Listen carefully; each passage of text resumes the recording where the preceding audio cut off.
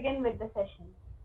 So, ma'am, we would like to know about your journey from IISER Kolkata to UCLA. Sure. Firstly, just call me Sunipa.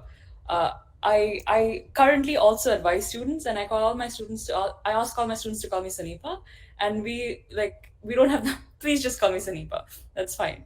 As for my journey, I was in the math department, as you guys know, but while I was very interested in pure theoretical maths, when it came to developing a research project, I was more inspired by applied sciences.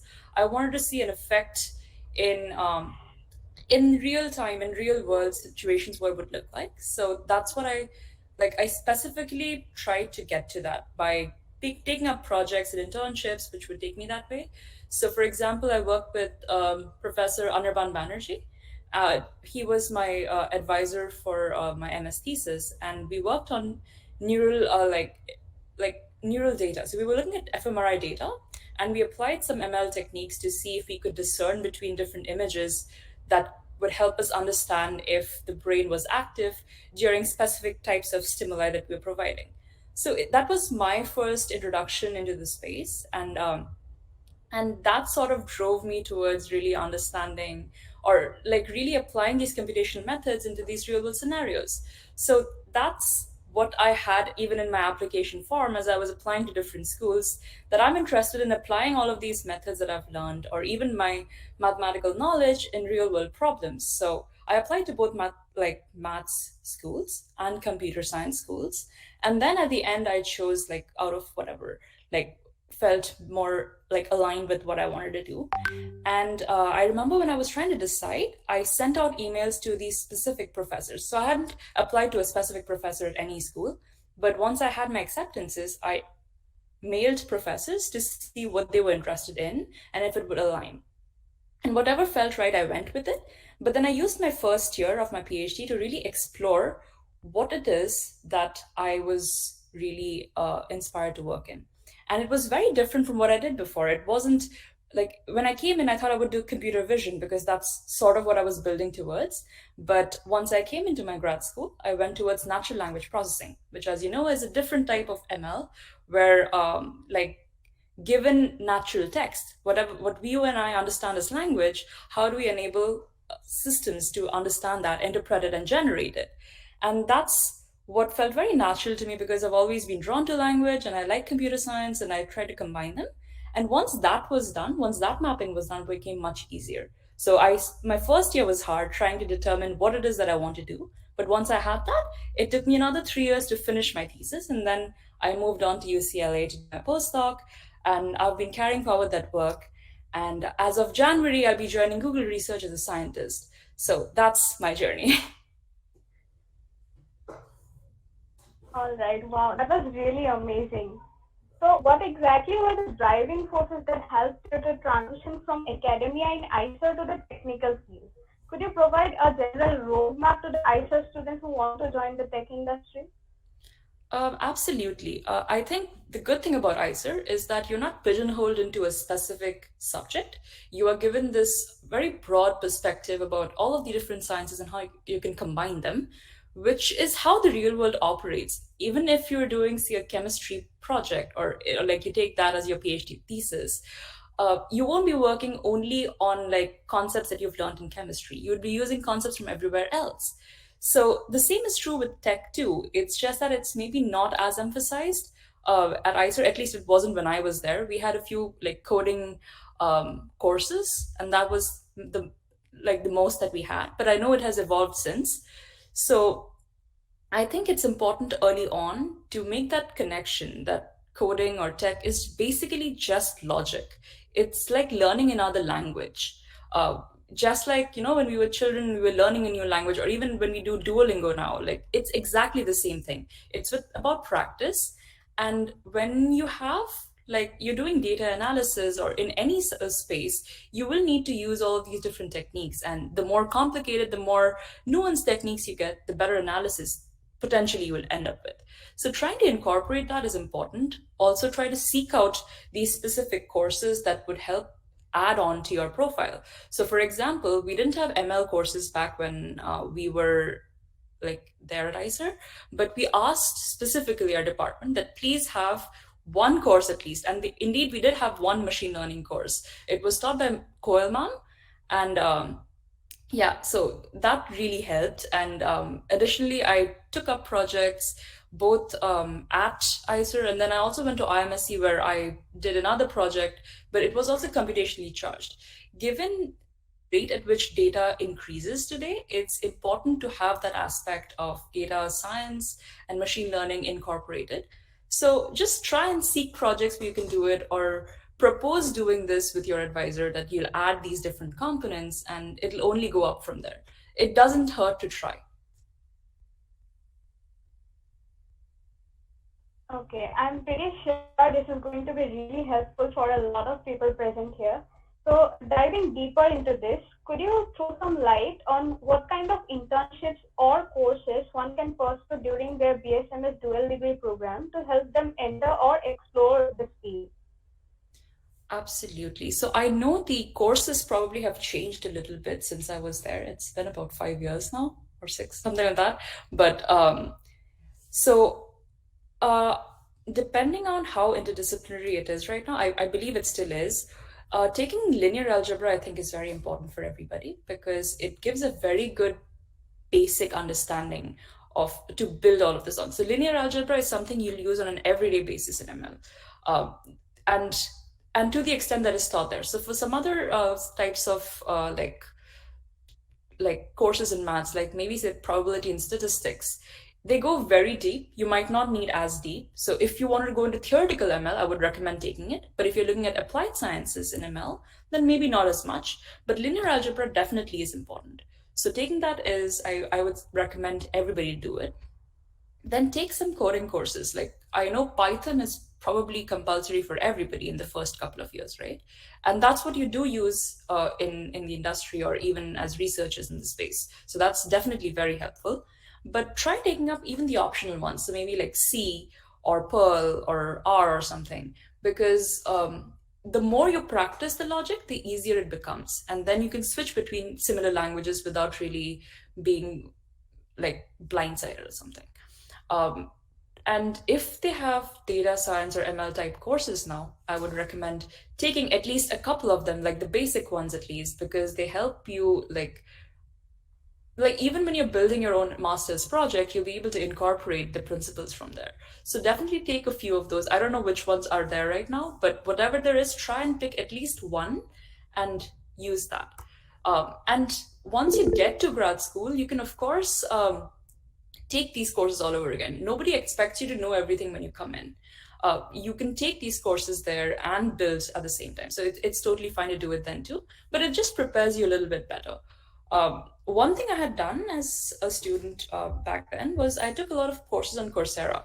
So I had done the one by Andrew Ng, and that was really helpful. It was very basic, but it was enough to give me a feel for what the space would be like and if I would like working in it. As for internships, um, with the kind of boom ML has had, I can't think of any professor anywhere who would be adverse to using it in their own space, in their own labs. So if you find a problem or a professor whose research interests match with yours, you can try proposing it to them that I would want to use this particular concept somewhere, and he'll find a problem for you to do. So internships, I'm not too concerned about. Try going to any of these like places, whether in India or abroad, but try to incorporate some principles because it all comes down to writing that SOP. You don't have to have had like a CS major to get into CS schools, but if you have some sort of background saying that I've applied these principles somewhere in this space, you have good footing to go forward with it. All right. So being a math major has actually helped you in your career, right? And it's not only math majors, but there are other students in other fields of basic sciences who are truly interested in CS. And according to you, if they have the computational skills, they can, even if they do not have a CS major or minor, they can pursue PhD in CS, right? Like, can you elaborate on this more? Maybe? So there are different ways to go about it, and depending on your interests. So let's say you're in physics or chemistry or bio, and for example, let's say computational neuroscience is what you want to do, then you don't necessarily have to go into the CS department, even though there will be professors there who will be doing it. You can go into an interdisciplinary department. Like there are departments now which do exactly that. Or even otherwise, even if you go into, say, a physics department or a bio department, you can still do work on computational, whatever, like your subject is, and you can be dually advised. You can have a second advisor in the CS department so that you have like a joint partnership. So that's one way to go about it. If your primary interest is in the applied field and you want to apply computational concepts to it. But if you are torn about it, which is what I was, then what I would recommend doing is applying to both kinds of schools. And the way you want to sell yourself to CS schools is that you add to their to their program, because a majority of people who will be applying there will be from CS or engineering backgrounds. But what you have is more unique. You have had like more like a basic science approach, and you can add that to their program. You can show that you have the skills to learn these new concepts and then apply them very successfully to a wide range of projects.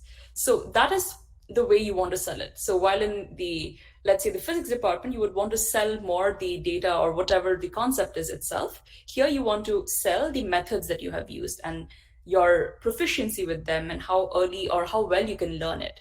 So that's how I would like recommend like selling yourself in some sense, and that usually works. So like I was really scared that I won't be seen seriously as a candidate, but in fact I was told that I was a good candidate because I came from a non-CS background. So I take the chance. I think people like students from a more diverse background, so that'll definitely help. Okay, so having known that, now I would like to ask, like, what were the difficulties you faced during your career transition? Like, in general, what difficulties does a student from science background face while shifting to a completely different field? It's definitely challenging. So, like, for example, like I said, you can also do some of this coursework once you join the program, right? So that's partially what I did. I hadn't done a rigorous course in ML or NLP or anything. And that was definitely challenging. So, for instance, from doing like theoretical maths and like trying to prove things, I went like overnight to writing a lot of code. So, my first semester was definitely hard, where I even, so when you go into a CS program, you don't just do, say, ML work, you also have to do other CS courses. So for example, I was doing visualization, so writing HTML code and CSS code. That is something I had no idea about, and it was definitely hard, was challenging. But you'll learn. It's not that difficult that you won't be able to learn. And the way to go about it is to find a program which does not force you to do all possible CS courses. So there'll be some which will want you to do like operating systems or things like things that you won't be really working with. You don't need to know operating systems, for example, or hardware. You don't need that. So try and find programs which segment their streams out, and then go to one which has a stream which is more aligned with what you want to do. And then it'll still be challenging, but it'll be the good challenging, because at the end of it, you'll gain a valuable skill rather than learning something which won't really help you, but you're just doing it because you need the grade. So that's how I would say you can handle it. Also keep coding. That'll help. If you want to go into CS, keep coding. Just whatever you're interested in, keep coding. That'll definitely help you. All right, so now we have a question which many of our audiences have asked. It's like, how important and helpful is the knowledge of machine learning and data science in pursuing a career in the pure science field itself?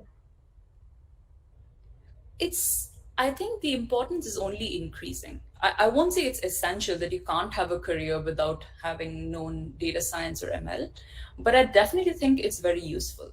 So, with the rapid increase in data and the rapid increase in the interest with, like, or rather, even the successes that you have seen. So, for example, in material science, like, there were some elements that people didn't know were interacting that much until they applied some ML techniques on it. They did actually a language processing technique on it, and they found that there were relations that they never knew about.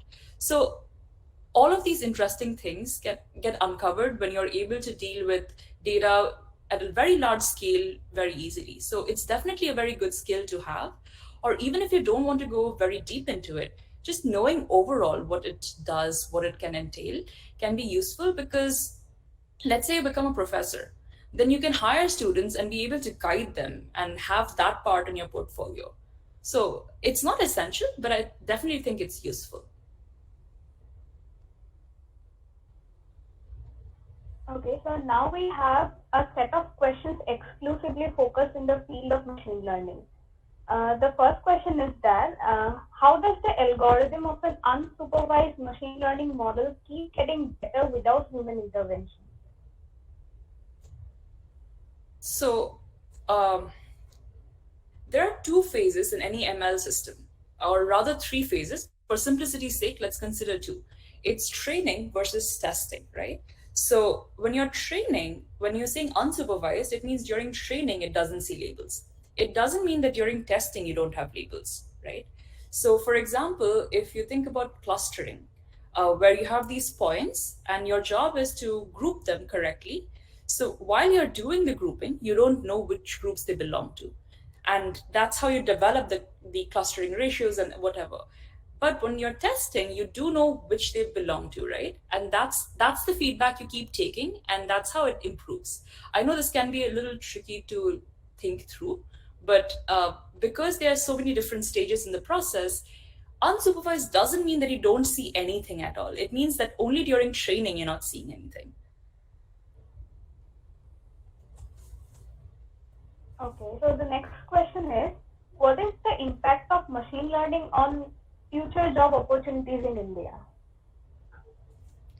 Um, if you mean jobs related to this, I definitely think there'll be a very big increase. In every sphere today, I see people want some amount of ML. So even if you're going to do like say a software engineering job, they do want some experience or some knowledge of ML, because all of these systems are rooted in it. So while again, I don't think that all jobs will be converted to ML based ones, but there will be a large boom of jobs which would be preferring people who have some knowledge of ML or data science. I mean, even if you don't know ML, like data science itself, like some basic clustering algorithms or just classification algorithms are can be important, and they'll definitely help you get the jobs that you want. Okay. Following up on that, since they do not have an IT company on campus placement, if someone has done certificate courses in coding, how can they apply for jobs as IT professionals in companies? That's a tricky question, and I don't know if I'm the right person to answer that, because I've never done it. But I remember back around that time, we had like some companies come in, like maybe a one or two, and we did interview for them. I know our IT place, like our placement cell, is not. At least it wasn't very active when I was there. It's again, I think it's okay to go out and apply on your own. A lot of us actually did that, and I know a couple of people who got really good jobs based off of that. um, Again, like if you if you combine everything really nicely in your profile, I don't think it'll matter that you haven't gone through a placement cell and you've done it on your own. Like additionally, given the basic sciences background you have, and IISER has come to have a repute now, I don't think it'll be a big problem. Or if you're not very confident about it, there are 1 year courses, right? Data like certification courses or data science courses, which you can take, and after that 1 year, they will have a placement cell for you. And so it just comes down to what sort of companies they interact with. So before you sign up for it, just see like what sort of companies they're liaising with, and what companies that you'll be able to get into. Apart from that, there are pre-doctoral programs. So a lot of these companies, Google, Microsoft, all of these have pre-doctoral programs, and they are very excited to take people who are from a basic science background. So if you can get that, then automatically after that you can not just qualify for any IT company, but also for any of these companies themselves and work in their space, or you can go ahead and do a PhD program after that. So, yeah.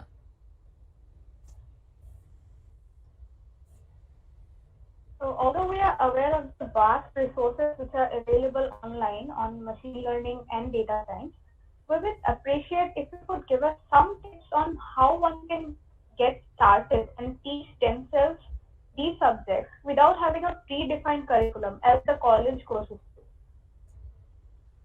So that's the thing about these free flowing courses, right? Like, so for example, the Andrew Ng course, even though right now you can say that it's outdated because it's quite a while ago and this field is very active, but whatever he discusses in that first introduction to ML lecture, I think it's still very relevant today. Like, it gives you a very good foundation that you can build the rest of the topics that you learn on. So I would definitely recommend doing that at least. And then you can slowly progress. But what is often also helpful is like go to some university's website, like some professor that you know, some big, like whether it's Stanford or like any other university you can think of, CMU for example. You can go onto these professors' websites, and they will have like specific courses that they have taught, and you can go through those courses, and they'll have course material, they'll have assignments, they'll have all of it up there, even lectures sometimes, like videos of that. And that I think is usually very helpful because those are designed to teach like a large number of students who are coming in. So that is one thing. And if you're interested, I'll be happy to share some resources about that offline. Some lectures that I've seen, or professors' lectures that I've seen that are helpful. Um, and yeah, so doing that is definitely helpful. Also, if you go through somebody's lectures, that also gives you a good ground to email them later when you want to do a PhD, or if you want to go into grad school, then you can mail them. And this can be one of the things that you talk about, that, hey, I followed your course and I really loved it, and so on. And that can actually set you apart as well. So, yeah. Okay, so now it's a very specific question. Like for PhD, which would you consider more valuable? Industry AI applications and deployment experience, or academic AI research experience? I would say academic, because what your professors are looking for, prospective professors, is not just your ability to apply an algorithm to a problem, like, or like throw data at the wall. I mean, more than that, they're looking at how structured your thought process is, and if you're able to really like look at the scope of something, like take, not just take an algorithm, take a data set and combine them randomly, but have a purpose. Why were you doing it? Was there something that you were really interested in? And are you able to write what you found down in like very cohesive way? That is extremely important, because in your PhD you'll be writing papers, and while professors are really nice and they help you in your first few papers, if they find somebody who's able to do it on their own or has some experience doing it on their own, that means they'll have to work less on that. So that's a plus, right? So I would definitely say academic ones are more important or seen as more advantageous. But that's not to discount, like, if you have a tech experience where you did something, you can always sell that as well and spin it as, you know, some problem that you were really passionate about and that's why you did it. So it comes down to how you write about it. So now we have a very general question. Like, how do you think the ongoing popularity of machine learning will bring changes to the primary education in schools? Will it be a burden on the children? If so, then how we can make it more interesting for the kids? That is definitely a very challenging problem given the disparity in India already, like with like not a lot of people have access to computers, for example, or even electricity. So it's definitely a harder challenge where AI does pose the issue that it might make these gaps wider. Um, but that is why we have to work towards building better and equitable AI. So we can do it in two ways. One way is to have more and more workshops and programs which help reach out to people and bring them in. So, for example, there's Girls Who Code, or a lot of these orgs which try to take people who are minorities in the space or people who are not represented in AI or who haven't had access to a lot of education and bring them in and teach them ground up. And the other is to build AI which does not discriminate against people who are underrepresented. And both of these are important. And there's a lot of work currently going on building AI that is for social good. So, for example, there are programs which try to solve problems of or find solutions to problems of poverty, for example, using AI or environmental problems. So, basically, looking at distributions and how to like make them better and so on. That is one way you can think of using AI for good. The other way would be, and the grassroots level would basically be trying to bring people in, trying to teach people. And that probably will take a little bit more time, but hopefully we'll get there. Okay, so with this, we come to an end for the questions we had in our registration form. Now we can move on to the chat questions. So the first question is, Shivam asks, we had linear algebra in second year, but I am not a math major. So linear algebra, like some basic or intermediate concepts, would it be sufficient? Yes, you don't need to know very high level like linear algebra, for example. I mean, if you want to do theoretical machine learning or go into theory basically, or even like cryptography and so on, you might need it. But if you're trying to apply something, you don't need that much. As long as you understand things like matrix multiplications or around that level, you should be fine. Like, but you do need linear algebra. So basic concepts are very important like PCA, SVD, go through those things because you do them on a daily basis. But you won't need like super advanced things. Okay, now Vivek asks, what places do you currently suggest for a math major applying for CS PhD, working a project in information retrieval in India and abroad? That would depend on a lot of factors, right? Just knowing these two things won't help me give you a more informed answer. I'm happy to talk about it offline, like going by all of the other factors in the profile and so on. But there are a lot of schools that are open to taking people in who have a math background and are applying for CS PhD. So if you have some experience working in information retrieval, even CMU could be a very tangible option. And in fact, they have a language processing stream in their PhD, right? So there are lots of schools. Language processing is in high demand right now, so that's a good thing. So I would recommend applying to a wide range of places from CU Boulder to all the UCs, UW. All of these places are hiring like in like large scale. One thing I would recommend all of you to do is get on academic Twitter. So go on Twitter, follow the researchers you like or the researchers in your area or even professors from different universities in your area or different university departments themselves. It's invaluable. They keep sharing that I'm hiring students in this space and or we have positions. And that really helps you understand if a professor is looking for a student or not. Because if you just go to the website, it doesn't tell you, right? You don't have any idea who wants a student or not. So you might be wasting an application by sending it to that school because the professors who are in your area are not even looking for students. So just go on academic Twitter, and if you have questions about this, I'm happy to help later on. But just keep searching there or just keep following these people, and you'll see so many options and every day that you'll know where to apply. And you can even reach out to them because they keep saying, DM me if you want a position here. So, yeah. All right, so the next question is again from Vivek. Can you speak for a bit about how to increase chances for a PhD in CS being from math?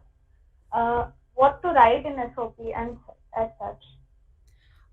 I think especially a math background is seen as very valuable in CS because a lot of CS builds on math, like differential geometry, for example. Like you can see so many applications of it, like in computer vision, for example, or even in all of these different spaces. That having a math background is a big plus rather than anything else. And believe me, I had these same questions because I didn't think I was suitable for a CS program because I was coming from math, but you have an advantage. So you should sell your expertise in all of these areas, talk a little bit about the courses you've taken and your expertise in them, but also talk about how you've applied your knowledge onto these specific problems. So if you've done an internship or you have done your master's thesis on something that applies some of your concepts that you've learned in courses to a very practical problem or even to like a theoretical problem in CS, try and talk about it at length. And the combination of these, like talking about your background in your courses in math and your ability to apply all of this in some scenario, is going to sell your story really well. Try and have a coherent story, like what you did, like think of every point in your career or your life as these different dots, and your SOP is a line that you have to draw through them. So if it's very scattered, and usually like it will be a little bit scattered because you're exploring, if it's very scattered, it's a little confusing. But if there's a small scatter at the beginning, you can talk about how you explored things, but then hopefully eventually it'll come down to a line. So try and sell that line that I had a purpose, and that's what I want to work on or what I want to take forward in my PhD with you. And that will sell your SOP and your application. All right. So the next question is from Akash. He asks, given how much machine learning has evolved over the past few years, how far do you think we are from artificial general intelligence? Oh, so far, so very far. Like I don't think like human intelligence is something that's attainable, or it's definitely far. Until we understand how the brain really functions, we are not going to get any close. Like in every space, whether NLP, computer vision, robotics, anything you can think about, it's baby steps still. Like you have to define a task before it'll do it. And whereas with humans, that's not how it is. We know how to extrapolate between tasks. If you look at a child, the kind of growth they have in a few years, and here we have ML, it's been there for decades and it's not learning at the same rate. So we are still quite far.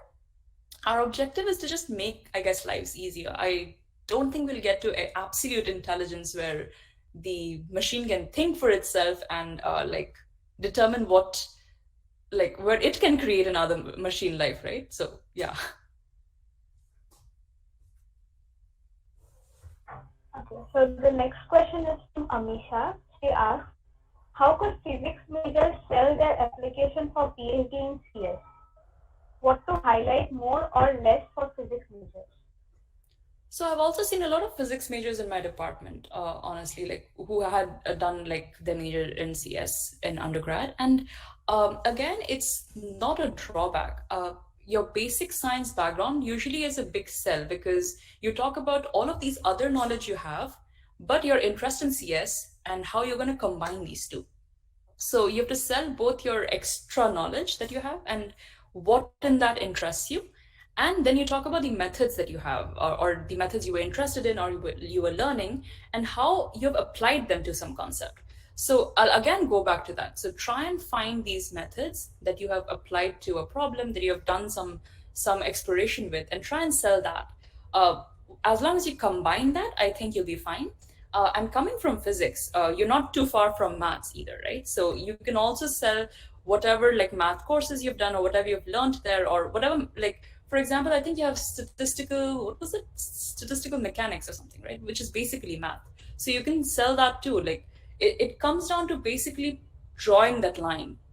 Show that you have a purpose, that you have a passion for something, and how you're going to use CS for this specific problem or like the space that you're interested in, and you should be fine. Okay, the next question is from Aman. He asks, how could physics majors, the next question is from Mukesh Chaudhary, sorry. While doing MS in IISER, math students have two choices. One explores differential geometry or topology, and other explores statistics. So which one do you think will help in doing research in AI ML? That'll depend on two things. One is what are you interested in, because both of these would join to ML in different ways. Like one is more towards applied. I think diff geo and topology might go a little bit more towards applied, whereas as far as I remember, the statistics that we had we have had at IISER, it's very theory based. It's more of like measure theory and all, and not like applied statistics, which is also important. But I think that links a little bit more to like um, to theoretical AI ML. So depending on what you're leaning towards, both of these could join to the same place. Um, yeah, like if you have applied stat, then you can possibly take the statistics route because that'll help you understand different types of algorithms and so on that come back. Um, in general, I think stat might actually be more helpful because at the end of the day, you need to have a good understanding of the algorithms that you're using before you can apply them. But if there's a way to take maybe one DivGeo course, I would recommend doing that. Because at the end of the day, any distribution you think of, it's in high dimensions, right? So it's actually this like you need DivGeo to really understand the space itself. So yeah. Okay, so with this, our today's session comes to an end. Thank you so much, Sunipa ma'am, for joining us today. It was really fun interacting with you. Last but not the least, a big thank you to each and everyone who has joined this session.